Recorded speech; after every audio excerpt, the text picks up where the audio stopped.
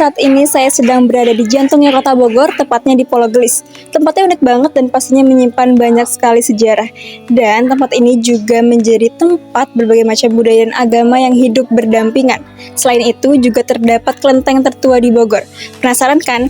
Yuk kita jalan-jalan dulu ke Pulau Gelis.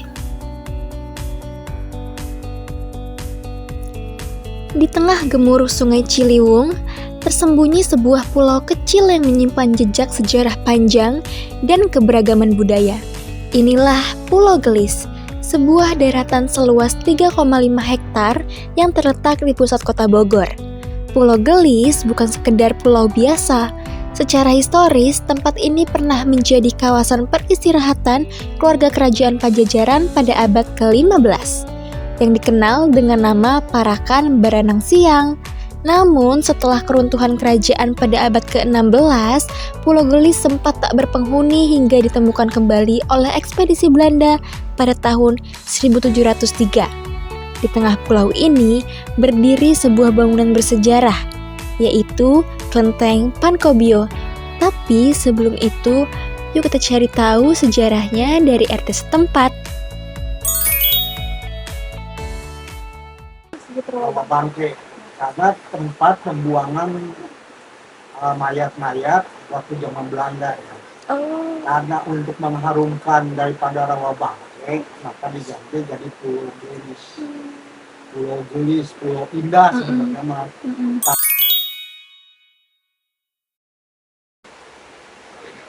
Menghormati lah itu, silakan kamu beribadah, tapi kalau ada yang ganggu, kita yang ngadepin gitu. Itulah yang disebut toleransi. Mereka juga begitu dan saling mengganggu. Halo, selamat siang. Saat ini saya sedang berada di Kelenteng Pankobio.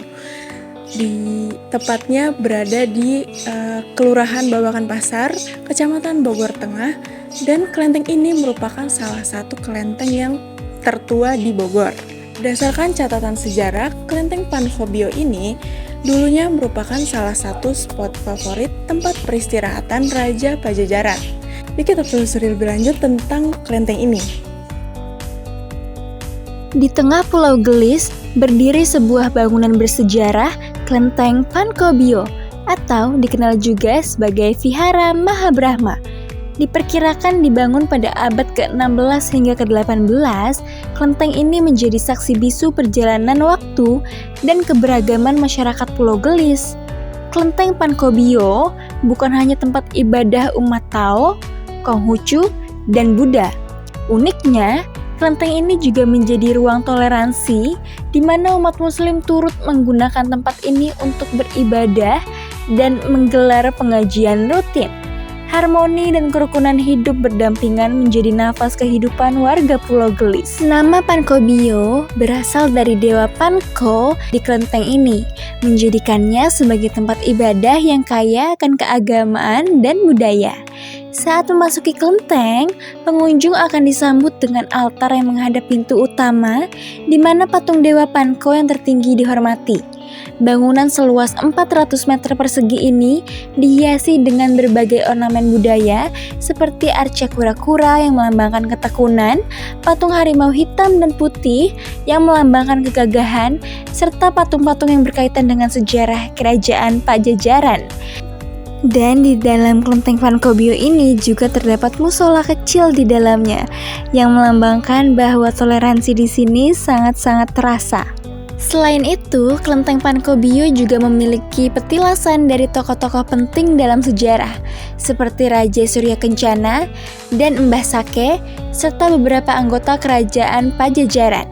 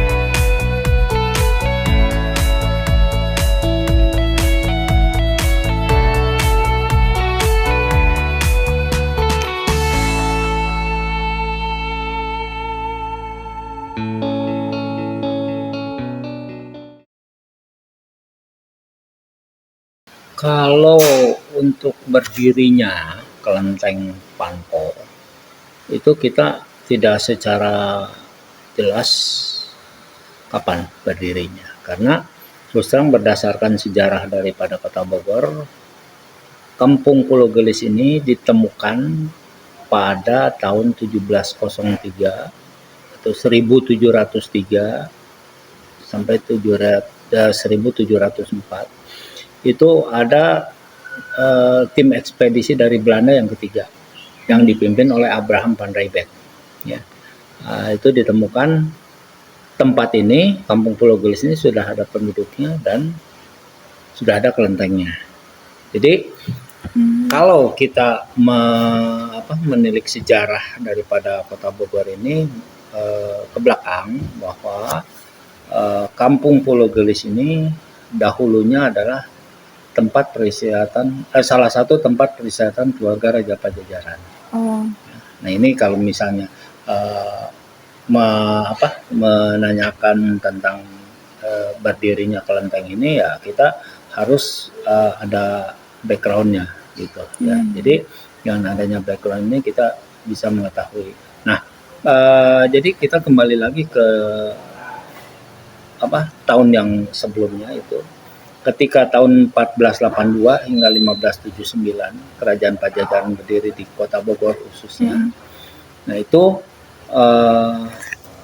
Kampung Pulau Gelis ini yang dahulunya dinamakan Parakan Baranang Siang. Ya. Parakan Baranang Siang itu adalah Baranang Siang nama tempatnya. Parakan itu adalah istilahnya menangkap ikan tanpa dengan alat. Ya ketika itu mungkin entah di zaman kerajaannya berdiri atau setelahnya dari itu, karena Sungai Ciliwung ini terbelah dua oleh daratan ya. Delta ini berada di tengah-tengah sehingga dinamakan pulau itu ya. Atau boleh dikatakan delta. Nah ketika tahun 1579 Kerajaan Pajajaran itu diserang oleh Kerajaan Banten, koalisi Banten Cirebon, itu ada sejarahnya, maka Kerajaan Pajajaran musnah sehingga Kampung Pulau Gelis ini dulunya Parakan Baranang Siang ini tidak berpenghuni. Nah, itu terakhir di 1579 ketika rajanya itu dirajai oleh Pajajaran Ragam Mulia Surya Kencana. Itu raja yang terakhir, yang ke-6 di Kerajaan Pajajaran. Ya. Kalau yang pertama kan Sri Baduka Maharaja, itu yang lebih dikenal dengan Prabu Siliwangi. Itu. Nah, terus bergulir dengan itu selama 1 abad kurang lebih, tempat ini tidak berpenghuni, jadi dianggap masa film. Tidak berpenghuni. Nah, ketika ada tim ekspedisi dari Belanda itu tahu yang pertama yang dipimpin oleh Scipio yang dibantu dengan Letnan Tamujiwa itu tahun 1687. Nah itu tidak menemukan tempat ini karena dia berjalan dari Parung Angsana yang sekarang lebih dikenal dengan Tanah Baru di utara, yaitu yang boleh dikatakan sekitar Cilwer, Pomat. Oh iya. Itu. Nah itu ke arah selatan. Begitu juga tim ekspedisi Belanda itu yang kedua yang dipimpin Adolf Winkler tahun 1690 tidak menemukan tempat ini juga. Nah ketika tahun 1703 dan sampai 1704 ya ekspedisi ini dipimpin oleh Abraham van Riebeeck, itu dari barat ke timur dia berjalan, akhirnya menemukan tempat ini dan sudah ada penduduknya bercampur dan sebagainya, dan juga sudah ada kelentengnya. Berarti kelenteng ini didirikan kita tidak tahu. Tapi secara kontak batin atau ada beberapa orang yang menyampaikan bahwa kemungkinan kelenteng ini didirikan pada tahun 1652. Tapi kita belum berani menyatakan itu karena memang sudah jelas kita belum jelas hitam di atas putih, karena kita juga harus melacak ya, itu. Karena kalau misalnya itu benar berarti kelentengnya sudah kurang lebih 370 tahun paling tua kira-kira ya. Nah kembali lagi kelenteng ini didirikan ditemukan. Nah, setelah itu berjalan terus seiring. Nah, akhirnya kelenteng ini karena tadinya diurus secara perorangan, ketika tahun 70-an itu, ketika ya pada saat itu kan Orde Baru yang berkuasa, ya. Nah, jadi setiap kegiatan kelenteng itu tidak boleh dilaksanakan. Ini alasan politik. Jadi harus berada di bawah naungan Dirjen Hindu Buddha. Nah, makanya namanya berubah menjadi wihara. Tapi sebenarnya ini tetap adalah sampai detik ini adalah kelenteng. Karena antara wihara dengan kelenteng itu adalah bedanya jauh sekali. Sedangkan wihara itu adalah khusus umat yang beragama Buddha. Iya. Tapi kalau kelenteng itu adalah tempat ibadahnya orang yang mempunyai keyakinan kepada leluhur, atau dianggap boleh dikatakan tradisi. Ya. Jadi apapun keyakinan yang datang ke sini, umat yang datang ke sini, kita tidak melihat dia bersuku apa, agamanya apa, keyakinannya apa. Kalau dia datang ke sini hanya ingin melakukan, memberikan doa, penghormatan kepada para leluhur, ya kita persilakan. Tidak terlepas dia mau beragama Buddha, Tridharma, Konghucu, apakah dia Hindu, apakah dia Kristen, Katolik, itu kita persilakan. Itu satu itu. Nah, kebetulan di sini ada beberapa petilasan, bukan makam. Petilasan beda dengan makam. Kalau makam itu ada jenazahnya, kalau petilasan atau makom itu tidak ada jenazahnya. Jadi tempat ini kemungkinan pernah dijadikan pertapaan, ya, atau mungkin dia istirahat dan sebagainya. Ya. Nah, kebetulan selain daripada leluhur orang Tionghoa, di sini ada para dewa, kemudian di dalam itu ada yang leluhur beragama Islam. Nah, salah satu di antara Uyut Kebok yang di paling ujung. Nah, siapa Uyut Kebok itu? Nah, Uyut Kebok itu adalah salah satu kesatria di Kerajaan Pajajaran ketika pada abadnya Sri Baduga Maharaja. Dia salah satu kesatria yang membela, istilahnya menjaga Kerajaan Pajajaran. Dia paling tidak suka dengan kezaliman. Nah, kemudian yang agak ke depan lagi itu petilasannya Mbah Sake. Nah, Mbah Sake itu adalah pangeran dari Kerajaan Banten. Ya, nanti kamu bisa cari siapa Mbah Sake itu. Kemudian satu lagi yang jadi ningrat itu dari Banten. Nah, di situ adalah merupakan petilasan saja, ya, bukan makam. Nah, kemudian ke depan sini, nah ini juga ada Mbah Raden Mangunjaya. Nah, beliau ini adalah tadinya salah satu keturunan dari Kerajaan Pajajaran. Cuma kita nggak tahu yang turunan keberapa atau dari siapa dan sebagainya. Karena Kerajaan Pajajaran itu ada 6. Dari pertama Sri Baduga Maharaja, kemudian dilanjutkan dengan Suryawisesa. Itu, dan yang terakhir adalah Raga Mulia Surya Kencana. Nah, itu. Nah, sedangkan batu di sini, ini batunya boleh dikatakan peninggalan zaman Megalitikum, ya, sebagai tanda atau boleh dikatakan monolit, ya, ini. Nah, batu ini sudah cukup lama ada di sini, sudah ratusan tahun. Bahkan menurut daripada orang yang pernah datang ke sini mengatakan bahwa batu ini sebelum Kerajaan Pajajaran sudah ada. Berarti kalau Kerajaan Pajajaran berdiri tahun 1482.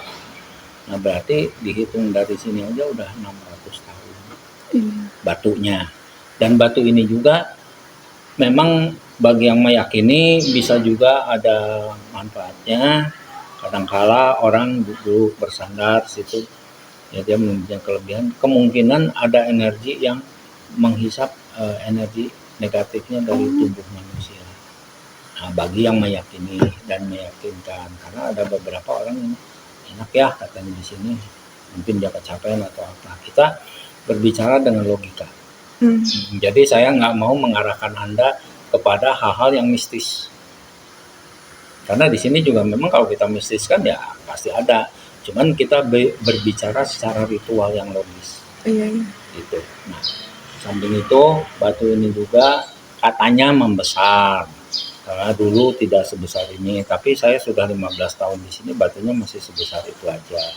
Tapi saya meyakini bahwa setiap benda yang ada di bumi itu dia bisa bernafas, bisa membesar, bisa mengecil. Ya, kecuali dia tidak bergerak. Kalau bergerak saya kabur. Ya, itu. Jadi kita pahami itu aja logikanya, ya. Kalau dia membesar ya bisa jadi, cuman tidak secara signifikan. Entah mungkin 10 tahun membesarnya berapa senti misalnya, atau misalnya mungkin 20 tahun, nah itu kan, itu boleh dikatakan bisa membesar. Karena kalau di sini udah ratusan tahun kan berarti masanya cukup kelihatan. Itu. Nah, kemudian yang di samping itu yang Raden Surya Kencana. Nah, kemungkinan juga itu sebagai lambang daripada kegagahan dari kerajaan Pajajaran. Harimaunya ada gitu. Nah, itulah salah satu. Dan kita jangan terjebak oleh orang-orang yang mencari, katanya saya mau ketemu sama Prabu Siliwangi yang bentuknya macan. Nggak pernah ada Raja Siliwangi itu, Prabu Siliwangi itu berbentuk macan. Memang dia satu Mandraguna, ya, dia orang sakti hebat dan sebagainya, tapi dia tidak pernah menjelma menjadi harimau. Yang saya tahu bahwa yang menjadi harimau adalah memang kerajaan siluman harimau yang pernah ditaklukkan oleh Raja Pajajaran, yaitu Sri Paduka Maharaja, sehingga menjadi pengawal daripada kerajaan itu. Sehingga kemanapun beliau pergi itu selalu dikawal oleh harimau ini, baik yang belang, yang putih maupun yang putih. Itu pengertian seperti itu. Ya, jadi jangan salah kaprah. Kadang-kadang ke sini orang nanya, saya mau nyari Prabu Siliwangi, saya bingung sendiri jadi. Gitu. Nah, kemudian di sampingnya lagi itu ada bentuknya memang nisan seperti makam, tapi itu tetap petilasan, sudah tidak ada jenisannya. Karena Mbah Imam ini hidup di zaman Pajajaran tahun 1559. Ya.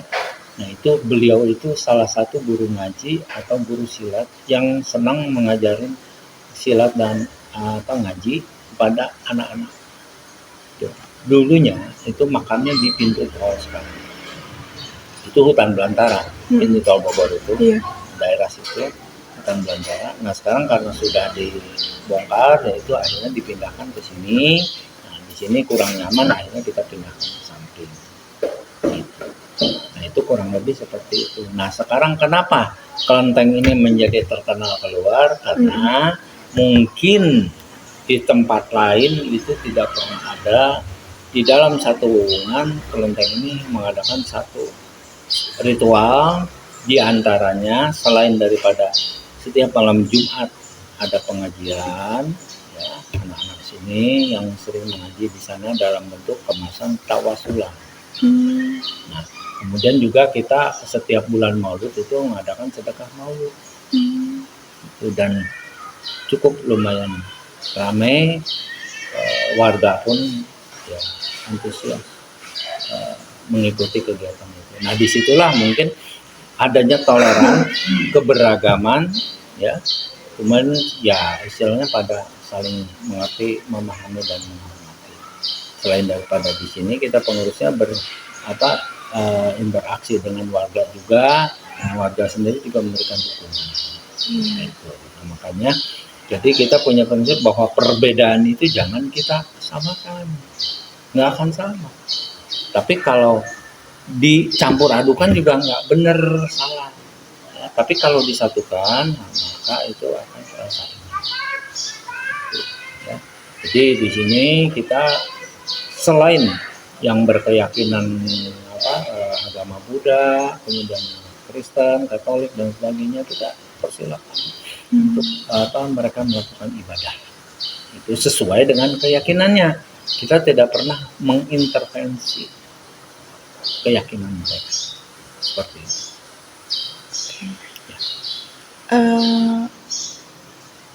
Menurut Bapak toleransi itu di sini tuh kayak gimana sih? Ya cukup baik. Karena di tempat lain itu sedang gonjang-ganjing intoleran antara agama satu dengan agama lainnya saling ngotot-ngototan, tapi di sini kita nggak masalah, aman-aman aja. Sampai di situ dulu cerita tentang Pulau Gelis dan Kelenteng Pankobio. Sampai jumpa.